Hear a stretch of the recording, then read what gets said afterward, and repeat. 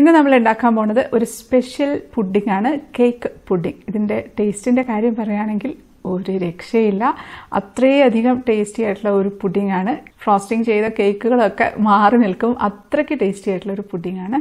ഉണ്ടാക്കാനാണെങ്കിലും വളരെയധികം എളുപ്പമാണ്, പെട്ടെന്ന് തന്നെ തയ്യാറാക്കിയെടുക്കാം. ഇതിൽ നമ്മൾ ക്രീമൊന്നും ഉപയോഗിക്കുന്നില്ല, അതുകൊണ്ട് തന്നെ എല്ലാവർക്കും ഉണ്ടാക്കാം. അപ്പോൾ നമുക്ക് നല്ല അടിപൊളി സ്പെഷ്യൽ പുഡിംഗ് ഉണ്ടാക്കാം. അതിനുവേണ്ടി ഒരു പാൻ വെച്ചിട്ടുണ്ട്. അതിലേക്ക് 3 ടേബിൾ സ്പൂൺ പഞ്ചസാര ഇട്ട് കൊടുക്കാം. 6 ടേബിൾ സ്പൂൺ വെള്ളമാണ് ഒഴിച്ചു കൊടുക്കുന്നത്. ഒരു തരി ഉപ്പ്, ഒരു നുള്ളൊന്നും വേണ്ട, വളരെ കുറച്ച് മാത്രം മതി. അത് ഒന്ന് ഇളക്കി കൊടുക്കാം. അപ്പോഴത്തേക്കും തിളയ്ക്കുന്നുണ്ട്. തിളയ്ക്കുമ്പോൾ തന്നെ നമുക്കങ്ങ് ഓഫാക്കി കൊടുക്കാം. പഞ്ചസാരയൊക്കെ നന്നായിട്ടൊന്ന് മെൽറ്റായിരുന്നാൽ മതി. ഇനി അതവിടെ അങ്ങ് മാറ്റി വയ്ക്കാം.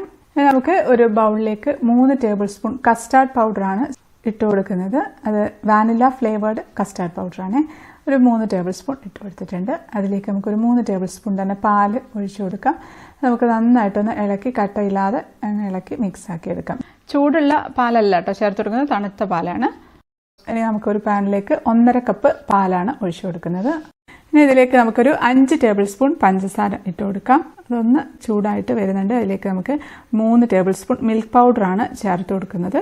മിൽക്ക് പൗഡർ ഇല്ലാന്നുണ്ടെങ്കിൽ വീട്ടിൽ പാലിൻ്റെ പാട എടുത്ത് വെച്ചതുണ്ടെങ്കിൽ അത് 3 ടേബിൾ സ്പൂൺ ഇട്ട് കൊടുത്തിരുന്നാലും മതി. അപ്പോൾ ഇത് തിളയ്ക്കുന്നുണ്ട്. നമുക്ക് നമ്മൾ മിക്സ് ചെയ്ത് വെച്ചിരിക്കുന്ന കസ്റ്റാർഡ് പൗഡർ ഒഴിച്ചു കൊടുക്കണം. അപ്പോൾ എടുക്കുന്ന സമയത്ത് ഒന്ന് സ്പൂണ് വെച്ചൊന്ന് ഇളക്കണം കേട്ടോ. അല്ലാന്നുണ്ടെങ്കിൽ കസ്റ്റാർഡ് പൗഡർ ചിലപ്പോൾ അടിയിലങ്ങ് പോയി സെറ്റിൽ ഡൗൺ ആയിട്ട് കട്ടയായിട്ടുണ്ടാവും. ജസ്റ്റ് ഒന്ന് ഇളക്കി കൊടുത്താൽ മതി. എന്നിട്ട് നമ്മൾ തീ കുറച്ച് വെച്ചിട്ട് ഒഴിച്ചു കൊടുക്കാം. ഒഴിക്കുന്ന സമയത്ത് നമ്മൾക്ക് കണ്ടിന്യൂസ് ആയിട്ടൊന്ന് ഇളക്കി കൊടുക്കണേ. അല്ലാന്നുണ്ടെങ്കിൽ പെട്ടെന്ന് കട്ട കെട്ടിപ്പോകാനൊക്കെ സാധ്യതയുണ്ട്. നമുക്ക് കുറച്ചൊന്ന് ഇളക്കുമ്പോൾ തന്നെ അതങ്ങ് തിക്കായിട്ട് വരും. അപ്പോൾ നമുക്കതങ്ങ് ഓഫാക്കി കൊടുക്കാം. ഓഫാക്കിയിട്ടുണ്ട്. ഇനി അതിലേക്ക് നമുക്ക് ഒരു നുള്ള് ഉപ്പ് ചേർത്ത് കൊടുക്കാം. ഓഫാക്കിയതിന് ശേഷം ചേർത്താൽ മതി. ഉപ്പും കൂടെ ചേർത്തൊന്ന് മിക്സ് ചെയ്ത് വെക്കാം. അത് ഒന്ന് തണുക്കട്ടെ. ആ സമയത്ത് നമുക്കൊരു ബൗളിലേക്ക് ഒരു 1/4 കപ്പ് ആപ്പിൾ ചെറിയ ചെറിയ കഷ്ണങ്ങളാക്കിയിട്ട് നുറുക്കിയതാണ് ഇട്ട് കൊടുക്കുന്നത്. ഇനി ഇതിലേക്ക് പഴമാണ് ചേർത്ത് കൊടുക്കുന്നത്. ചെറിയ പഴമാണ്, പുളിയില്ലാത്ത പഴം ഏതായാലും കുഴപ്പമില്ല, റോബസ്റ്റ് ആയാലും കുഴപ്പമില്ല. അത് ചെറുതായിട്ട് മുറിച്ചത് ചേർത്ത് കൊടുക്കാം. ഒരു 1/4 കപ്പ് തന്നെ ചേർത്ത് കൊടുക്കുന്നുണ്ട്. ഇനി നമുക്ക് അതിലേക്ക് ഹണി ചേർത്ത് കൊടുക്കാം. തേനുണ്ടല്ലോ, അത് 1 ടേബിൾ സ്പൂണാണ് ചേർത്ത് കൊടുക്കുന്നത്. അത് മതി. ഇതിലിപ്പോൾ ഏത് ഫ്രൂട്ട്സ് വേണേലും ചേർത്ത് കൊടുക്കട്ടോ. ഞാനിപ്പോൾ ആപ്പിളും പഴവും മാത്രമേ ചേർക്കുന്നുള്ളൂ. പുളിയില്ലാത്ത ഫ്രൂട്ട്സ് ഏതായാലും കുഴപ്പമില്ല. ഫ്രൂട്ട്സ് വേണമെങ്കിൽ കൂടുതൽ ചേർക്കണമെങ്കിൽ കൂടുതൽ ചേർക്കാം കേട്ടോ. കുറച്ചുകൂടെ കൂടുതൽ ഇതിൻ്റെ ഇരട്ടി എടുക്കണമെന്നുണ്ടെങ്കിൽ ഹണി ഇരട്ടി എടുത്തിരുന്നാൽ മതി. ഹണി ഇല്ലാന്നുണ്ടെങ്കിൽ ചേർക്കണമെന്നില്ല, പക്ഷെ ചേർത്താലാണ് കുറച്ച് ടേസ്റ്റ്. ഇനി നമുക്ക് പുഡിംഗ് സെറ്റ് ചെയ്തെടുക്കാം. ഇനി നമ്മൾ എടുക്കുന്നത് കേക്ക് ആണ്.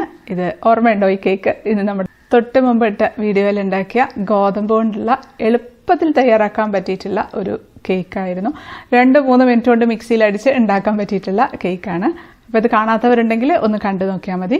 ഇതിപ്പോൾ കഴിഞ്ഞ വീഡിയോയ്ക്ക് വേണ്ടിയിട്ട് മുറിച്ച് നല്ല ഭംഗിയായിട്ടൊക്കെ സെറ്റ് ചെയ്ത് വെച്ചിരുന്നതാണ്. അപ്പോൾ ഇത് 2ആയിട്ടൊന്ന് കട്ട് ചെയ്യുകയാണ് കേട്ടോ. അത് കുറച്ച് തിക്നെസ്സോട് കൂടിയിട്ടാണ് കട്ട് ചെയ്ത് വെച്ചിരുന്നത്. ചെറിയ തിക്നെസ്സോട് കൂടിയിട്ട് നമുക്ക് കട്ട് ചെയ്തെടുക്കാം. ഈ കേക്കോ അല്ലാന്നുണ്ടെങ്കിൽ ഏത് നമ്മൾ വീട്ടിലുണ്ടാക്കുന്ന എളുപ്പത്തിൽ ഉണ്ടാക്കുന്ന കേക്കോ അല്ലാന്നുണ്ടെങ്കിൽ പുറത്തുനിന്ന് വാങ്ങിക്കുന്ന ടീ കേക്കോ ഏതായാലും കുഴപ്പമൊന്നുമില്ല. അപ്പോൾ 2ആക്കിയാൽ മതിയാകും. അത് മതി. പുഡിംഗ് സെറ്റ് ചെയ്യാനായിട്ട് ഒരു പാത്രത്തിലേക്ക് അടുക്കി അങ്ങ് വെച്ച് കൊടുക്കുകയാണ്. ആ ഗ്യാപ്പ് ഉണ്ടെങ്കിൽ അവിടേക്ക് മുറിച്ച് കഷ്ണങ്ങളാക്കിയിട്ട് വെച്ച് കൊടുക്കാം. ഇനി കേക്ക് ഇല്ലാന്നുണ്ടെങ്കിൽ ബ്രെഡ് ആയാലും കുഴപ്പമൊന്നുമില്ല കേട്ടോ. വേണമെങ്കിൽ അഡ്ജസ്റ്റ് ചെയ്യാം, സൈഡ് കട്ട് ചെയ്തിട്ട് വെക്കാം. പക്ഷേ ടേസ്റ്റ് കൂടുതൽ കേക്കാണ്, അതുകൊണ്ട് കേക്ക് വെച്ചോന്നേ ഉള്ളൂ.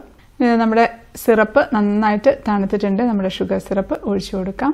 നമ്മൾ എടുത്തിരിക്കുന്ന ഷുഗർ സിറപ്പിൻ്റെ പകുതിയോളം ഇതിൽ ഒഴിച്ചു കൊടുക്കുകയാണ്.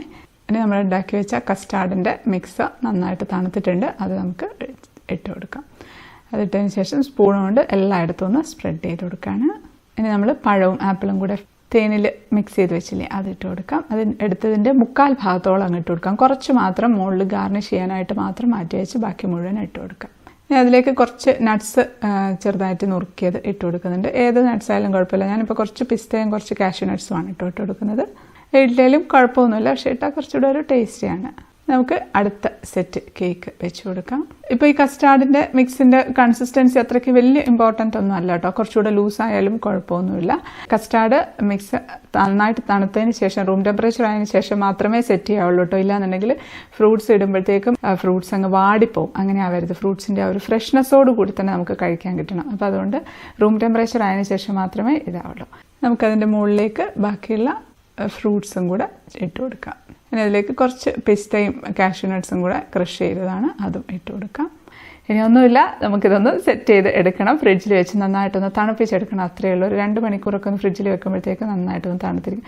അത്രയ്ക്ക് അധികം തണുപ്പില്ല എന്നുണ്ടെങ്കിൽ കൂടുതൽ ടൈമൊക്കെ വെക്കേണ്ടി വരും. ഞാൻ എന്തായാലും ഇത് ഓവർനൈറ്റ് ഫ്രിഡ്ജിലേക്ക് വെക്കാൻ പോവുക. രാത്രിയാണ് ഉണ്ടാക്കിയത്. അപ്പോൾ നമുക്ക് നാളെ എടുക്കാം.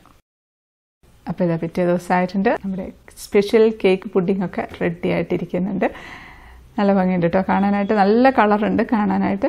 നമുക്ക് അങ്ങ് എടുക്കാം. ഒരു സ്പൂൺ വെച്ചങ്ങ് കോരിയെടുത്താൽ മതി. എടുത്തിട്ടുണ്ട്. ഇത് നമുക്കൊരു ബൗളിലേക്ക് വെച്ച് കൊടുക്കാം. ഒരു പ്ലേറ്റിലേക്കോ എങ്ങനെയായാലും കുഴപ്പമൊന്നുമില്ല. ഞാനിപ്പോൾ ഒരു ബൗളിലാണ് വെച്ച് കൊടുക്കുന്നത്.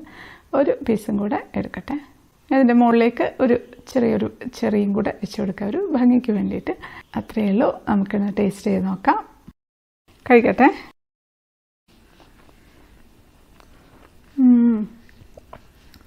അടിപൊളി ടേസ്റ്റാണ്. എന്താ പറയുക, കേക്കുകളൊക്കെ തോറ്റു പോവും ഇതിൻ്റെ മുന്നിൽ തന്നെ വേണം പറയാനായിട്ട്. അത്രയും ടേസ്റ്റി ആയിട്ടുള്ള ഒരു പുഡിങ്ങാണ് കേക്ക് പുഡിങ്. ഒരു രക്ഷയില്ല കേട്ടോ, അടിപൊളിയാണ്. തീർച്ചയായിട്ടും ഉണ്ടാക്കി നോക്കണം. എത്ര പെട്ടെന്ന് ഉണ്ടാക്കി കഴിഞ്ഞു. മധുരമൊക്കെ പാകമാണ്, എല്ലാം കറക്റ്റാണ് കേട്ടോ. എല്ലാം ഈ ഒരു അളവ് തന്നെ എടുത്തിട്ട് ഉണ്ടാക്കി നോക്കിയാൽ മതി. മിക്സിയിൽ ഒന്നടിച്ച് പെട്ടെന്ന് ഉണ്ടാക്കിയെടുക്കാൻ പറ്റുന്ന ഒരു കേക്കുമായിരുന്നു അത്. വീറ്റ് കേക്കോ മൈദയുടെ കേക്കോ ഏതായാലും കുഴപ്പമൊന്നുമില്ല. അപ്പോൾ എല്ലാവരും ഉണ്ടാക്കി നോക്കണം. ഉണ്ടാക്കി നോക്കിയിട്ട് ഫീഡ്ബാക്ക് അറിയിക്കാൻ മറക്കരുത്. വീഡിയോ ഇഷ്ടപ്പെട്ടാൽ ലൈക്ക് ചെയ്യാനും കമൻറ്റ് ചെയ്യാനും ഷെയർ ചെയ്യാനും ഒന്നും മറക്കല്ലേ. സബ്സ്ക്രൈബ് ചെയ്യാത്തവർ ഒന്ന് സബ്സ്ക്രൈബ് ചെയ്തേക്കണേ. അപ്പോൾ നമുക്ക് അടുത്തൊരു അടിപൊളി റെസിപ്പി ആയിട്ട് കാണാം. അതുവരേക്കും stay happy, stay positive. By.